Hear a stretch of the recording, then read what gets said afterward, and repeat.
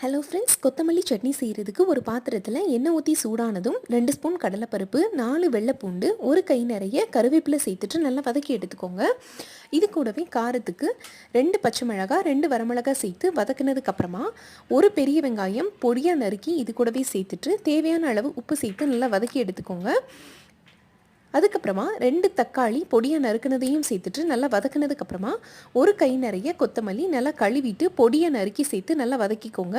கொஞ்சமாக புளி சேர்த்து நல்லா வதக்கிக்கோங்க. உங்களுக்கு தேங்காய் பிடிக்கும் அப்படின்னா இது கூட நீங்கள் தேங்காயும் சேர்த்து மையாக அரைச்சி எடுத்துக்கலாம்.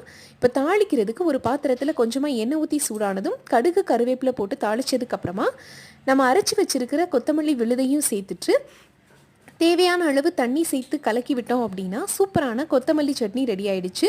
இது சுட சுட இட்லியோடு வச்சு சாப்பிட்றதுக்கு ரொம்பவே டேஸ்டியாக இருக்கும். நீங்களும் இதை உங்கள் வீட்டில் செஞ்சு பார்த்துட்டு எப்படி இருந்துச்சுன்னு கமெண்ட்ஸில் எனக்கு சொல்லுங்கள். தேங்க்யூ.